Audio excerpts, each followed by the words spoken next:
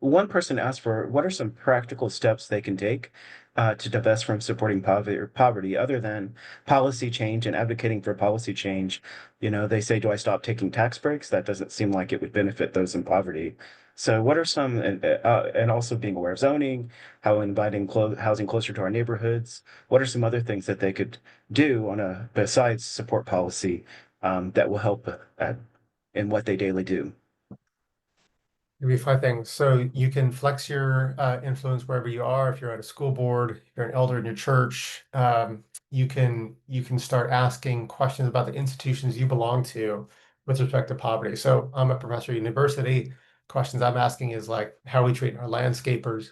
Are we treating our adjunct faculty fairly? Are we taking care of our first generation college students? Flex your institution, flex your power where you got it. We can shop with our wallets. A lot of us, might eat in a certain way, or wear a certain thing because we want to, we're doing that out of a value judgment, but we often don't do that with economic justice. So, making decisions like, can I buy products that are union made? Can I make sure my dollars go to companies that are treating their workers right? Can I look at B Corp or Union Plus, these lists that curate companies that are doing right by their workers? Let's flex our wallets a little bit more. I think tax breaks brings up an incredibly hard moral decision for a lot of families. And so a lot of us are the beneficiaries of tax breaks that I think in our heart of hearts we know are morally unjustifiable.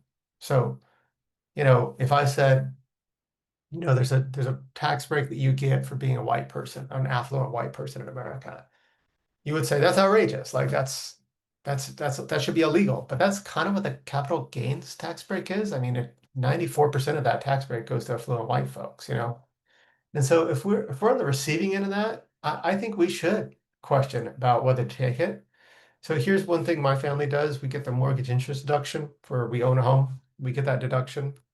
I think that reduction is ridiculous. It's indefensible. Um, and so we take it, but then we give it away to our local homeless shelter, and we talk about it like I'm talking about it to you. And I think we need to change the common sense of taxes, not just in a moral way. So this is like, segregation, inequality, that's perpetuated in law and policy and history, but it's also perpetuated like on the soccer field, and backyard barbecues. So I think thinking about our taxes differently really matters to that. Show up to those zoning board meetings, show up, and be like, no, no, no, I want a different neighborhood, and then get plugged in it with the anti-poverty movement. I think those are five tangible things we can do tomorrow, today.